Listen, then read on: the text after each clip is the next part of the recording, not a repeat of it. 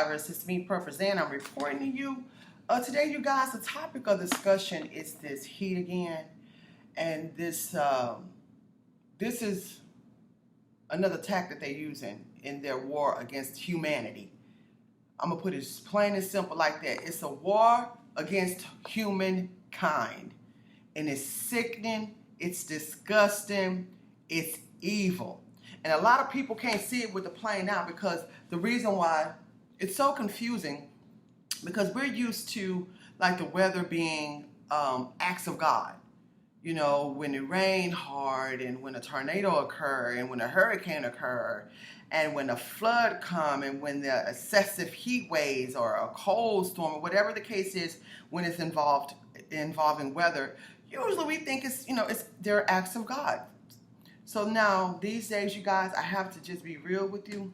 They're not all acts of God anymore. A lot of it is acts of mankind. It's called weather manipulation.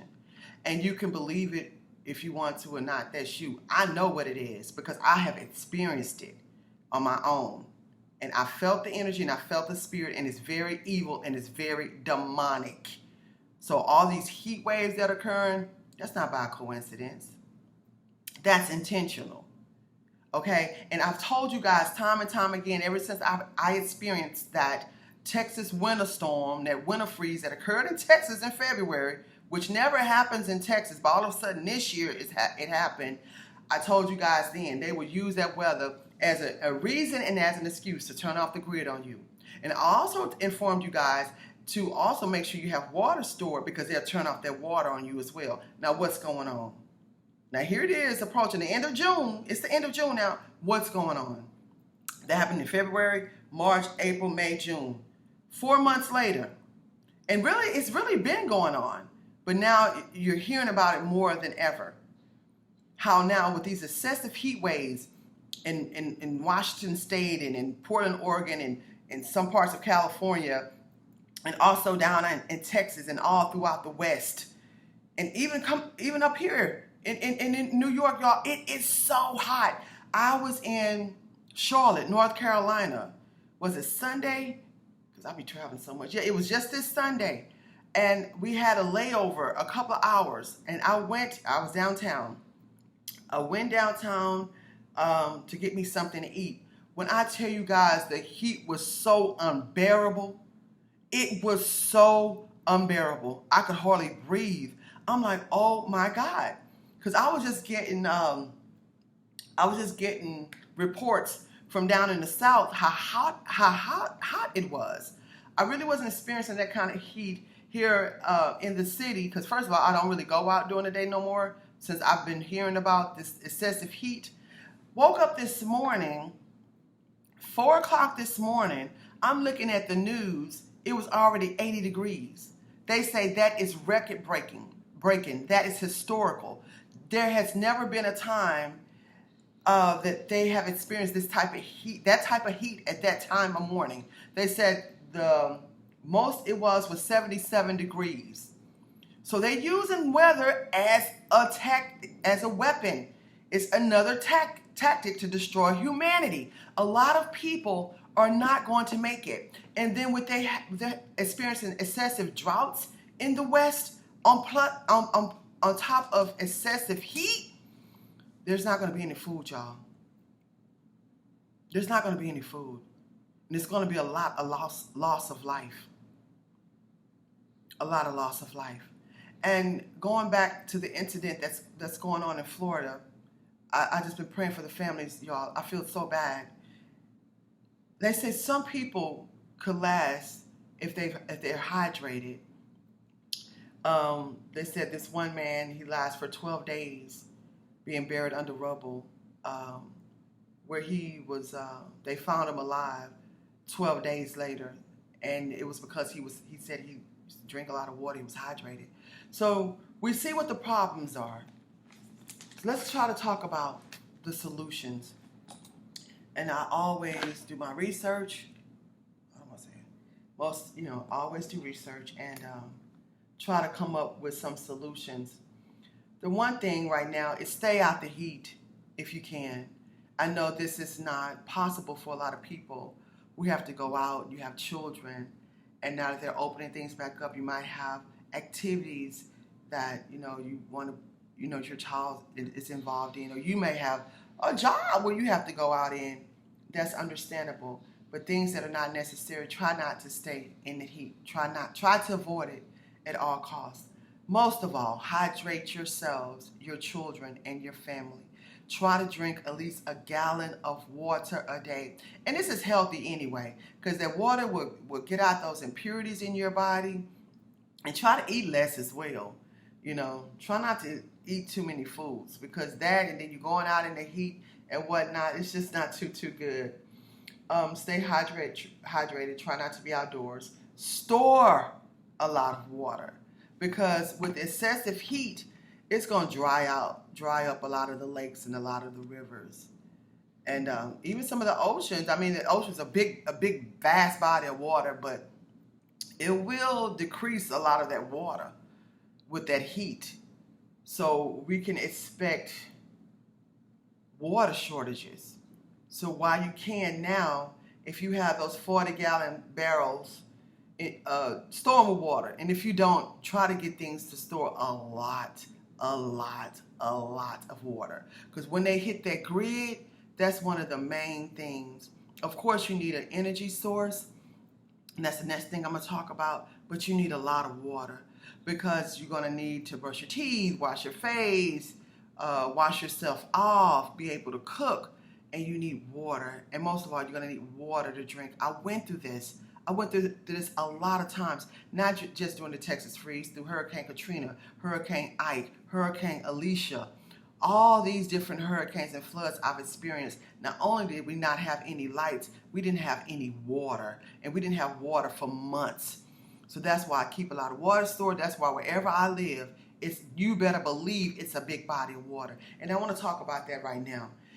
You guys, if you're really serious about survival, if you don't live by a big body of water, or if you don't have land by a big body of water, you need to know where a big body of water is.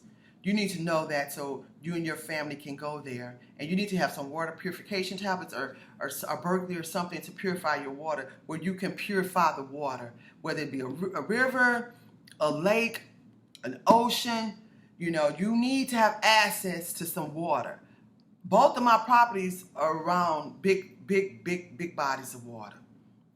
Where I live is around big bodies of water. And this is on purpose, because I know the kind of world we're living in, and I know the tactics they're coming with. I have survived them all my life.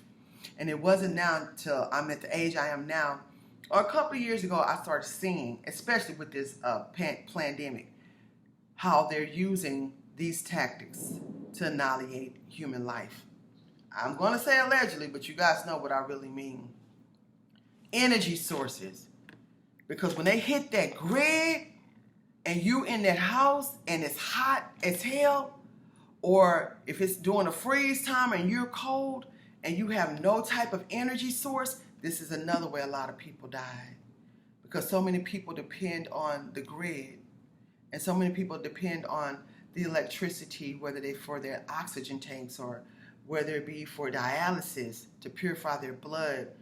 You have a baby, you got to warm up the baby's milk. They have Ford trucks that have generators that come in them. I forgot the name of that truck. A lot of people can't afford that, and I understand that. Try to get you a small generator. If you have cars, keep your tanks full of gas. If you have, for those who have generators that are run by gas, make sure you have a safe place where you can store some gas, because I'm telling you, once them grids are off, you're not going to have any access to any gas, because all that is ran on energy by the grid. And a lot of gas stations don't have backup generators. I remember during the Texas freeze, we had to drive miles and miles and miles out to find a gas station. I had a full tank of gas, but we were staying in the car. Because at the time, I didn't have any of my things with me. And we were in the car, and we kept the car running And we weren't inside of a garage or anything like that to get heat. And every 30, 45 minutes, I turn the car off, you know, and then I'll run it back again 20, 30 minutes later after that. So if you have a car, make sure you stay with gas and make sure your heat and your AC is working. If you have to go, take it to your local mechanic and check it and make sure everything is okay. Okay with your car. I would do that because I'm telling you, this is unbelievable what we're going through and what we're facing these days and times. I said drink a lot of water. And this is another thing. This is why the rich, why y'all think people like Bezos and all them going to space? Because they're predicting that the earth is not going to last another 70 years. They know they done messed up everything out here. And that's another reason why they're trying to annihilate so many people, playing the population. We're nothing to these people. They don't care about killing off our grandparents and our parents and us and our children. But we should care. And we have to fight to survive. So if you're in these areas and they've turned off the grid on you and they're blaming it on the excessive heat and all this, I pray for you today. And these are some of the things that you guys can do. And of course, I hope that you guys have some food stored.